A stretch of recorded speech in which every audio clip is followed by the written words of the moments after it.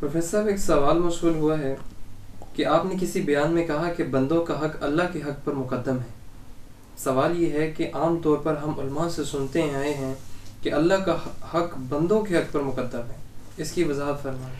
بسم اللہ الرحمن الرحیم۔ یہ میں نے کہا تھا اور یہ فقہا کا قول ہے۔ پہلے فقہا کے بارے میں سن لیں کہ فقہا وہ لوگ ہوتے ہیں جو اسلام کے سمندر میں غوطہ زن ہو کر وہاں سے موتی نکالتے ہیں، جیسے سیپیاں ہوتی ہیں، گھونگے ہوتے ہیں، سمندر میں جانا اور پھر وہاں سے موتی نکالنا، موتی نکالنے والے لوگوں کو فقہا کہا جاتا ہے۔ اچھا، یہ فقہا کا یہ قول ہے، یہ کلی نہیں ہے۔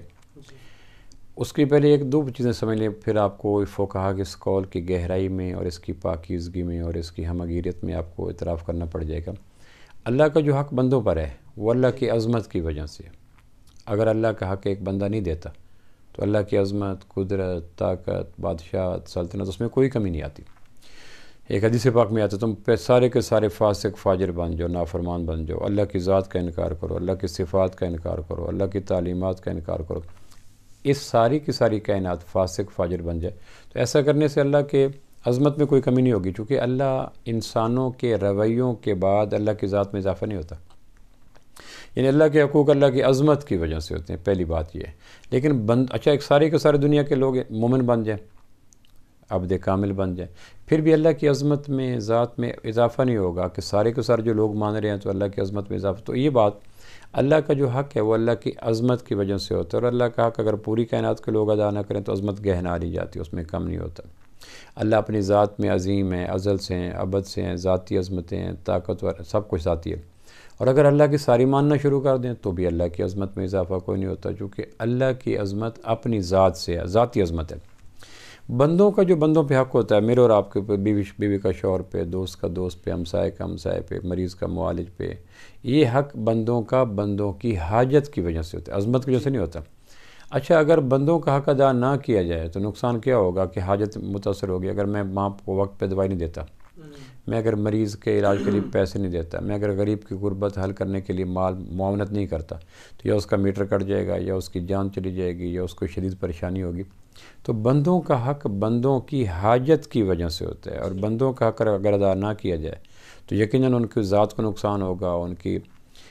جسم کو نقصان ہوگا، ان کے معاملات کو نقصان، اور یہ معاملہ اللہ کے ساتھ نہیں ہے۔ اس لیے آپ دیکھتے ہیں کہ ایک آدمی فرض نماز پڑھ رہا ہے اور دوسرا آدمی اسی آدمی کے ساتھ کسی دیہات کی مسجد میں جا رہا ہے اور نابینا ہے، اور نماز پڑھنے والے کو اندازہ ہو گیا کہ یہ جو نابینا ہے یہ جہاں جا رہا ہے آگے کنواں پڑتا ہے، اور یہ نابینے کا بھی اس کو پتہ ہے، آگے کنویں کا بھی اس کو پتہ ہے، اور وہ اللہ اکبر کہہ کے فرض پڑھ رہا ہے۔ اب اگر یہ فرض پڑھتا رہے گا اور وہ آدمی کنویں میں گر گیا تو اس کی حاجت متاثر ہوگی، یا وہ زخمی ہو جائے گا، یا وہ ڈوب کے مر جائے گا، اور اس کو واپس لانا مشکل ہو جائے گا۔ لیکن اگر وہ نماز توڑ کے چلے جاتا ہے اور بندے کو آگے ہاتھ پکڑتا ہے کہ بابا آگے کنویں ہے، تم نابینا ہو، تو اس کی حاجت بچ گیا۔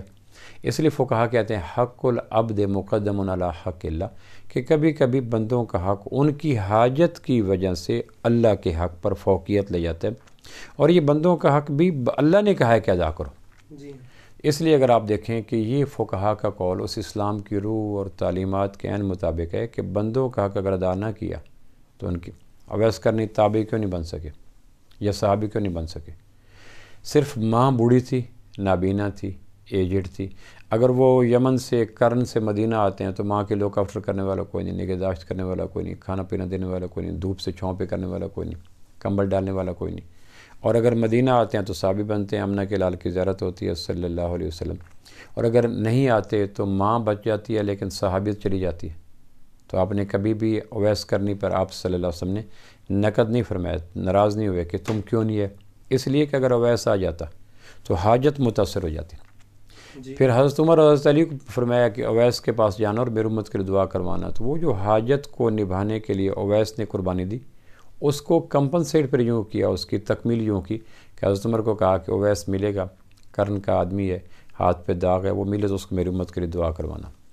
تو اگر یہ روح سامنے آ جائے تو پھر یہ فقہا کا قول ماتھے کا جھومر لگتا ہے، حق العبد مقدم علی حق اللہ۔ بندوں کی حاجت کی وجہ سے ان کا حق کبھی کبھی اللہ کے حق پر فوقیت لے جاتا ہے، اور یہ اللہ کے حق کی ناک تلفی نہیں ہے، بلکہ اللہ نے ہی کہا ہے کہ جب دو چیزوں میں ٹکراؤ ہو جائے تو پھر بندوں کے حق کو ترجیح دو، چونکہ ان کو حاجت، ان کو ضرر، ان کو تکلیف، ان کی جان، ان کی آبرو کو اندیشہ ہوگا۔ اور یہ اللہ کی بجائے اللہ کے بندوں کی طرف جانا، یہ بھی اللہ ہی کا حکم ہے۔